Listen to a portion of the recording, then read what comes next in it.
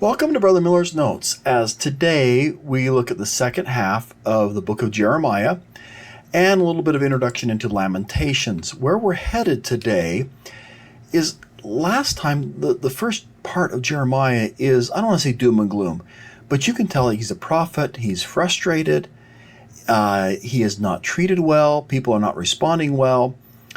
And then in these chapters, it becomes a message of hope from Jeremiah. Even though they're still ignoring him, and the people are, he still has a lot of difficulties, his message kind of pivots and says there's hope of what's going to come. We're also going to just focus on some of the quotes that the angel Moroni gave from Jeremiah when he appeared to the prophet Joseph Smith. One of the major themes I see in Jeremiah is there are people who are saying they're prophets, saying non-prophetic things that are actually wrong, and Jeremiah is in opposition. We can learn a great lesson on how do we know someone's a prophet, because there's examples of how we know someone's a prophet in Jeremiah and how we know someone is not. And part of that message of hope from Jeremiah that's very much applicable to us today, God has promised he will restore his children who have fallen, struggled, or become lost. And I'm just going to start there and start with a quote from President Dieter F. Uchtdorf. He said this, quote, "Not far from where my family lived was the city of Dresden. Those who lived there witnessed perhaps 1,000 times what I had seen, massive firestorms, caused by thousands of tons of explosives swept through Dresden, destroying more than 90% of the city and leaving little but rubble and ash in their wake. During my visit, I saw the beautiful Lutheran church." Oh, and I'm not sure I'm going to get this one right. Frankenkirche. Okay, the Church of Our Lady. Originally built in the 1700s, it had been one of the Dresden's shining jewels, but the war had reduced it to a pile of rubble. Stones from the destroyed church had been stored and cataloged, and where possible, were used in the reconstruction. Today, you can see these fire-blackened stones pockmarking the outer walls. These scars are not only a reminder of the war history of this building, but also a monument to hope, a magnificent symbol of man's ability to create new life from ashes. Surely, I thought, if man can take the ruins, rubble, and remains of a broken city and rebuild an awe-inspiring structure that rises towards the heavens, how much more capable is our Almighty Father to restore his children who have fallen, struggled, or become lost? That really becomes Jeremiah's message of hope that he gives. His message of hope, and it kind of pivots with the chapters we're studying in this week's Come Follow Me. God will restore the lost, the captive, and fallen Israel. Backing up to chapter 29, which is not a part of the reading, but just a little bit of background from it. Verse 1, "Now these are the words of the letter that Jeremiah the prophet sent from Jerusalem unto the residue of the elders which were carried away captives, and to the priests, and to the prophets, and to all the people whom Nebuchadnezzar had carried away from Jerusalem to Babylon." And skipping to verse 10, "Thus saith the Lord, that after 70 years will be accomplished at Babylon, I will visit you, and perform my good word toward you, in causing you to return to this place." I love the promise. 70 years, you're going to be restored back. You're going to have an opportunity to come back to Jerusalem. There is hope for those who have been taken captive to Babylon. So as I think about these verses in the next couple chapters, 30, 31, 32, and 33, you could just get a bunch of verses, pick a verse, and there's a message of hope for the people of that day, and most of them can be applied to our day as well. Now, if I was in class, here's what I'd put up on the screen. I'd be asking my students to pick a verse. Or I may just assign them if it's a big enough class. You got this verse, this verse, this verse. Here is your instructions. Find a hopeful phrase. And from that phrase, maybe you're making what we used to call Mormon ads. Make a little ad from it. Doesn't have to be those words, because I want them to internalize those words. But maybe make that phrase and a picture for it that shows hope. And then I'd have people come up to class, and I want you to show us the picture. What did you write? And explain why you wrote it. Why did you draw this picture? I only give them like 5 to 7 minutes, so it's not an art masterpiece, even though I have kids in my class who are artists and who are incredible. But they enjoy the experience, and I think the extra time helps them to deepen the message of hope in their lives. So let me just go through a few of these from that list. Chapter 29, verse 11. For I, this is God speaking, know the thoughts that I think towards you. You can't put anything in God's mouth. He knows what he's thinking about you, saith the Lord. Here's his thoughts. I love it. Verse 11, thoughts of peace, not of evil, to give you an expected end. Different translations sometimes provide a great way to rephrase that. For me, this is one from Adler, verse 11. For surely I know the plans I have devised for you. I like that translation. I know what I've got planned for you. It's not just in my mind. I've got it planned, saith the Lord. Plans for peace, and not for evil, to give you future and hope. Come on, that's one of those church messages. I don't know what to call them anymore. More messages, if I ever heard one. To give you future. My plans are going to give you a future. My plans are going to give you hope. And verse 12, then ye shall call upon me. Ye shall go and pray unto me, and I will hearken. I'll listen to you. Verse 13, and ye shall seek me and find me when ye shall search for me with all your heart. Or the Adler translation, and you shall look for me and find me when you seek me with all your heart. And I will be found of you, saith the Lord. I will turn away your captivity, and I will gather you from all the nations, and from all the places whither I have driven you, saith the Lord. And I'll bring you again to the place where I caused you to be carried away captive. There's going to be a gathering for everyone from their captivity. I think this is physically a gathering, but there's also that spiritual gathering. The purpose of the spiritual gathering is to gather us back into the presence of God. That's his plan for us, if we let him have his plan, submit our will to his. Now, skipping to chapter 30.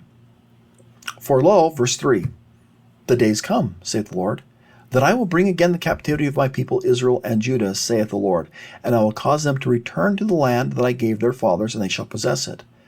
So the way it is in King James Version, that's very much a 70 years from now, you're going to be returning.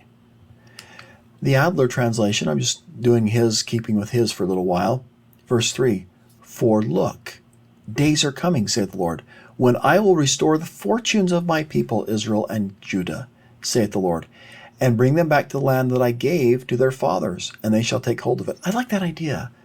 It's a little bit clearer. I'm going to restore the fortunes of my people. Verse 8, it shall come to pass in that day, saith the Lord of hosts, that I will break his yoke from off thy neck. I will burst thy bonds, and strangers shall no more serve themselves of thee. I just love that idea. We're no longer going to be subject to the bonds that hold us captive. We're not going to be serving people that we don't want to be serving. It's serving the Lord. The yoke, the bonds of sin and death and hell are going to be broken. Okay? Verse 10, therefore fear thou not, my servant Jacob, saith the Lord, neither be dismayed. I just love that. Don't be afraid, O Lord, or Israel, for lo, I will save thee from afar, and thy seed from the land of their captivity. And Jacob shall return, and shall be, and I love after the gathering, in rest. Be quiet. They're going to be ease. They're going to be tranquil. And none shall make him afraid. Jeremiah is just pouring on the hope. One more from this chapter, verse 11. For I am with thee, saith the Lord, to save thee, or Adler, to rescue you. Though I make a full end of the nations, whither I have scattered thee, yet will I not make a full end of thee, but I will correct thee in measure, and will not leave thee altogether unpunished. Yeah, I'm going to get after you, but I've got you in my plan. Now, when you skip to chapter 30, verse 18, there's an important note for these verses. These verses that I have up on the screen, verses 18 to 21, were quoted by Oliver Cowdery as being among those the angel Moroni told Joseph Smith were about to be fulfilled.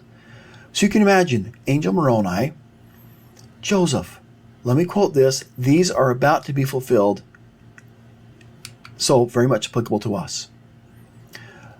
So, verse 18, thus saith the Lord, behold, I will bring again the captivity of Jacob's tents, or I like Adler's translation a little bit better, for thus saith the Lord, I'm about to restore the fortunes of Jacob's tents, and have mercy upon his dwelling places. And the city shall be builded up upon her own heap, or its mound, or back then we're doing tells, where here's a civilization that's been built one upon the other. You're going to be rebuilt. Same place. The place shall remain after the manner thereof. It's its rightful place. Verse 19. And out of them shall proceed thanksgiving, and the voice of them shall make merry. So according to Moroni, this is going to happen in our day. God's going to bring a restoration and help us to have thanksgiving and be happy, make merry. And I will multiply them, and they shall not be a few. The followers of God are going to multiply. And I will also glorify them, and they shall not be small. Their children shall also be as aforetime or previous, and their congregation shall be established before me, and I will punish all that oppress them. Now I know that we look at this, and some of this, this is coming true. Maybe some of this is a little bit in the future. And their nobles or leaders shall be of themselves, or from their congregations, from their midst. Isn't that awesome? And their governor, the ruler, shall proceed from the midst of them, for also from the middle of them, taken from them. And I will cause him to draw near to the Lord, and he shall approach unto me. For who is this that engaged his heart to approach me, saith the Lord? I just love that. Prophecy of our day, gathering, joy. Our leaders will be called from among ourselves, and they will help us to draw near to God. Now, as long as I'm on the Angel Moroni quotes, let's stick with a couple more. Just follow that theme for a moment. A couple more quotes that the Angel Moroni gave to Joseph Smith when he visited him. So Jeremiah 31, verses 6 and 8 and 9. He skips 7. He doesn't quote 7. Oliver Cowdery says these three verses were proclaimed by the Angel Moroni to Joseph Smith and said was soon to be fulfilled, although he quotes them separately. He quotes verse 6 first. Then there's some other verses in between it. Then he comes back and quotes verses 8 and 9. It would be fun to see that order, but here's what Moroni quotes. Starting verse 6. And this is about to be fulfilled, Joseph, and there shall be a day that the watchmen, apostles and prophets, upon the Mount Ephraim, descendants, tribe of Ephraim, they have a role in the gathering of Israel to be gatherers in the last days. From that, there's going to be watchmen established. They'll cry, arise ye. I like it. Watchmen, elevate. Come on up, be aware, and let us go up to Zion, unto the Lord our God. The purpose of a watchman in our day is to help us come up in our spirituality, come up to Zion, come up to be with God. There are other verses, and then there's verse 8 and 9. I will bring them from the north, there's a perfect gathering, north country, and gather them from the coast of the earth. And with them the blind and the lame, the women with the child, and her that travaileth with child together. A great company shall return thither. Now, LeGrand Richards used these verses quite often as that these prophecies would have been fulfilled in verses 8 and 9. He talks about a great company. He said this, quote, about 20,000 Latter-day Saints were driven out of Nauvoo, and with them the blind and the lame, the woman and with child. They did not leave their beautiful homes because they wanted to. Hence they came weeping and with supplications of the Lord, and he healed them as he had promised.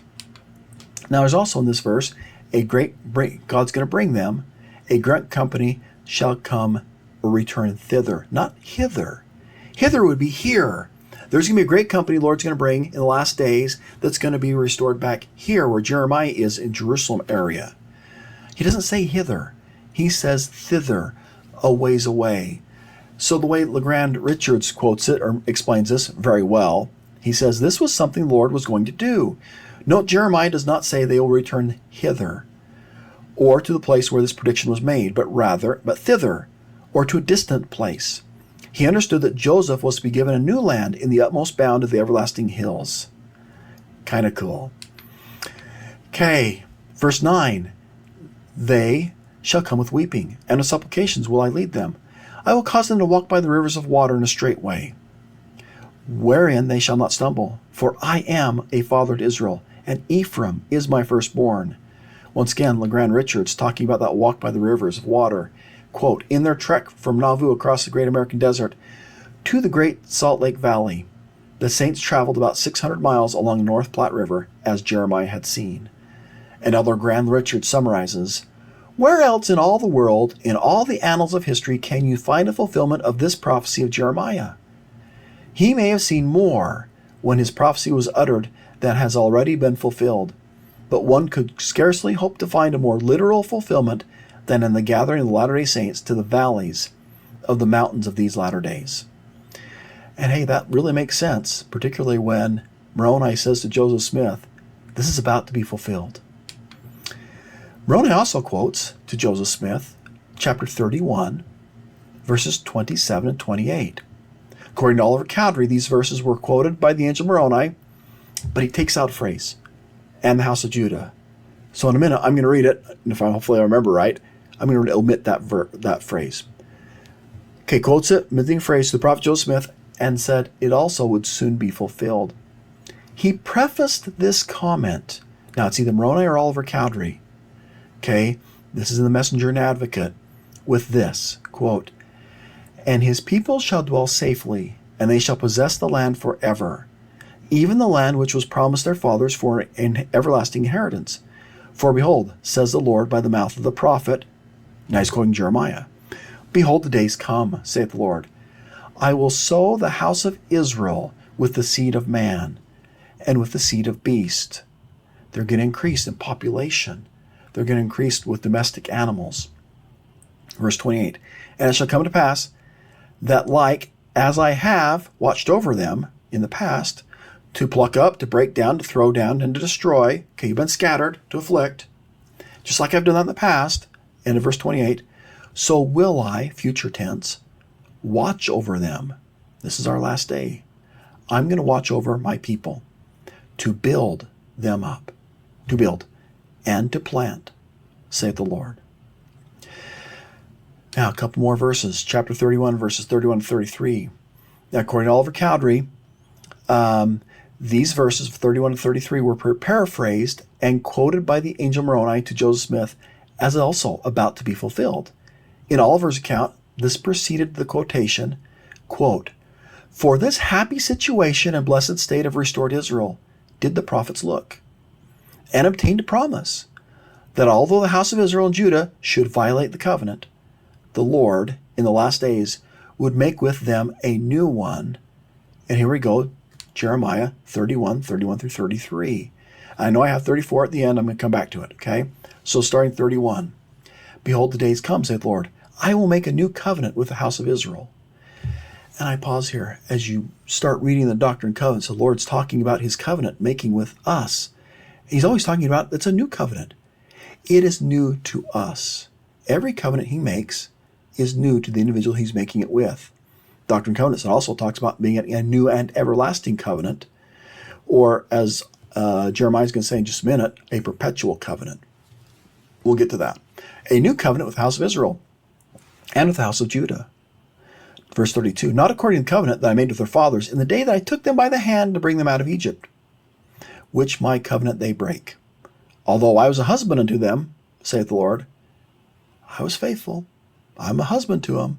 Verse 33, but this shall be the covenant I will make with the house of Israel. So, and I'm back in context.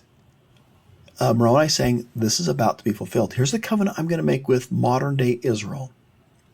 After those days, the days after the scattering, saith the Lord, I will put my law in their inner parts and write it in their hearts. Today's covenant, today's laws are meant to be written in our hearts. And will be their God, and they shall be my people. Now that's what is quoted by Moroni. Now I'm adding verse 34 in my quote, because this was quoted by Prophet Joseph Smith after this as kind of an extension. And they shall teach no more every man his neighbor and every man his brother, saying, know the Lord.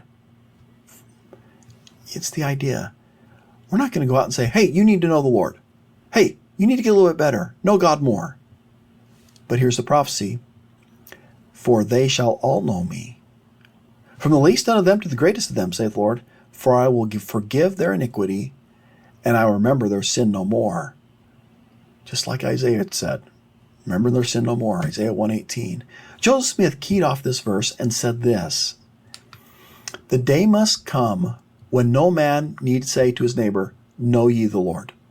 For all shall know him who remain, from the least to the greatest. How is this to be done? It is to be done by the sealing power, and the other comforter, or the second comforter spoken of, which will be manifest by revelation. So going back to this slide, hey, how's everybody going to make sure to know God? How's everybody going to know that they're in good standing with God? It's because God's going to make a covenant with them. A covenant with them, temple ordinances, part of the sealing power, where it's revealed to them by the second comforter, the other comforter, that their standing is right with the Lord, the direction that they're headed in right, and is going to lead to them to the promised land. There's also a couple of verses that Moroni quotes to Joseph Smith. Jeremiah chapter 50, verses 4 and 5. Now, according to Oliver Cowdery, these verses were quoted by the angel to Joseph Smith. And it's a prophecy about our days as well. I don't think that I read that it will soon be fulfilled, but you can tell from the context, this is our days. Chapter 50, verse 4. In those days, and in that time, saith the Lord, the children of Israel shall come, they and the children of Judah together, going and weeping. They shall go and seek the Lord their God. I think this is still a future prophecy. Together, Israel and Judah, their children will come and seek the Lord their God. They shall ask the way to Zion. I love it that they just don't automatically know. But they're asking. But already, as Jeremiah said, you got the watchmen up there. If you're going to ask the watchmen. They'll direct you where to go. So they shall ask the way to Zion with their faces, not hitherward towards Jerusalem, but thitherward.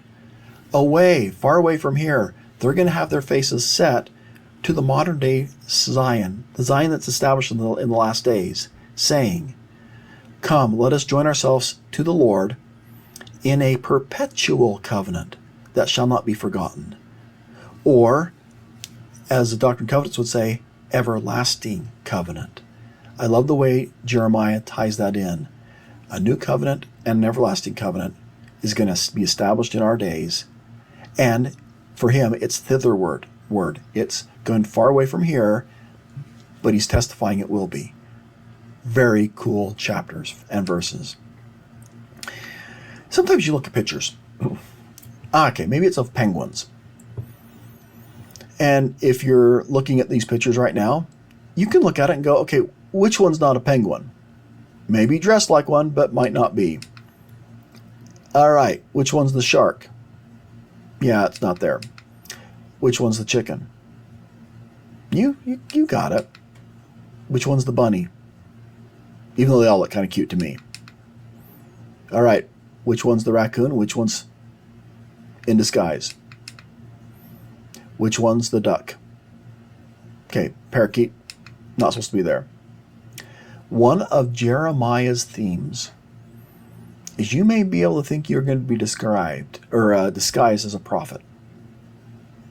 But there are characteristics that make you a prophet.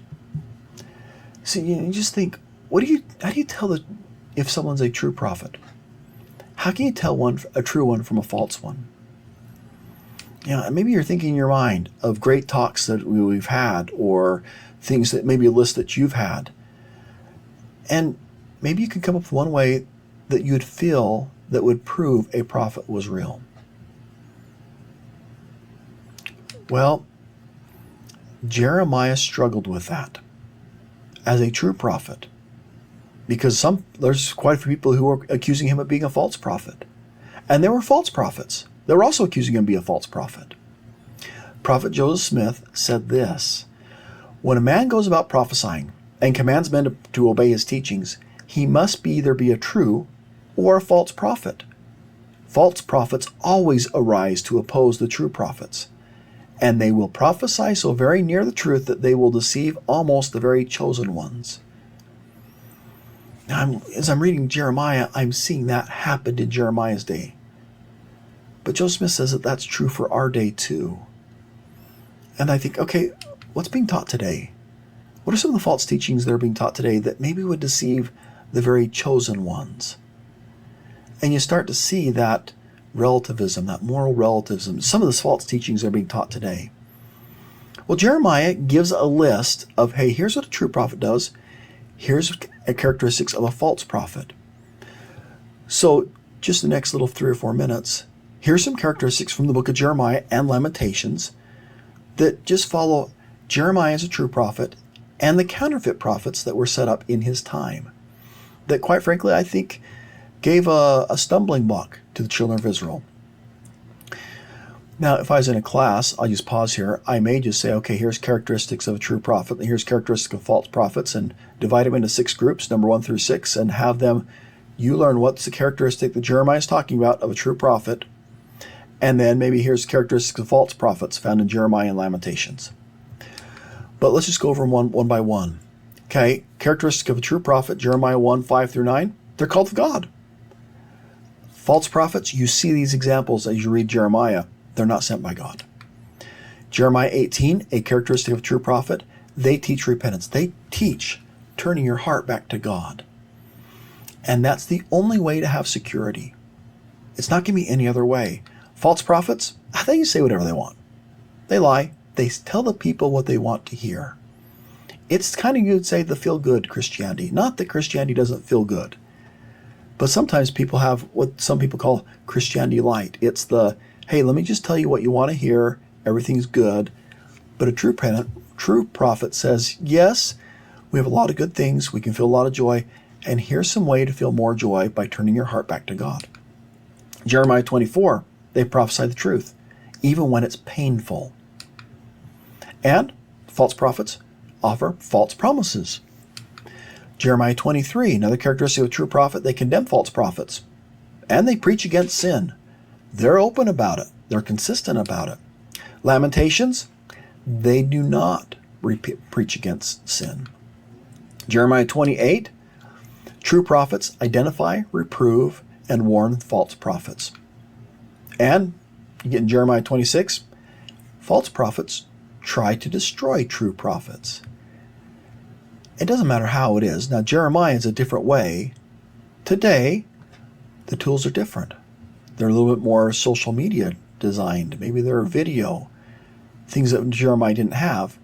But still, they're trying to attack a true prophet. Another characteristic of a true prophet, their prophecies are always fulfilled. God vindicates his prophets. And characteristics of false prophets, their prophecies do not come to pass. You're not really quite sure? Wait. Does prophecy happen? Well, we can do a lot of things today to guard ourselves against false prophets. For me, it's been very simple. I felt through the Spirit who is a true prophet. And I know that today's prophet, when I'm recording this, Russell M. Nelson, is a true prophet. I felt that years ago, and I feel that same today. President Gordon B. Hinckley said, how thankful we ought to be, my brothers and sisters, how thankful we are for a prophet to counsel us in words of divine wisdom as we walk our paths in these complex and difficult times. The solid assurance we carry in our hearts, the conviction that God will recognize, make his known to the children.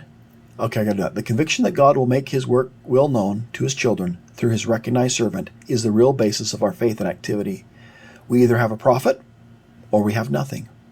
And having a prophet, we have everything.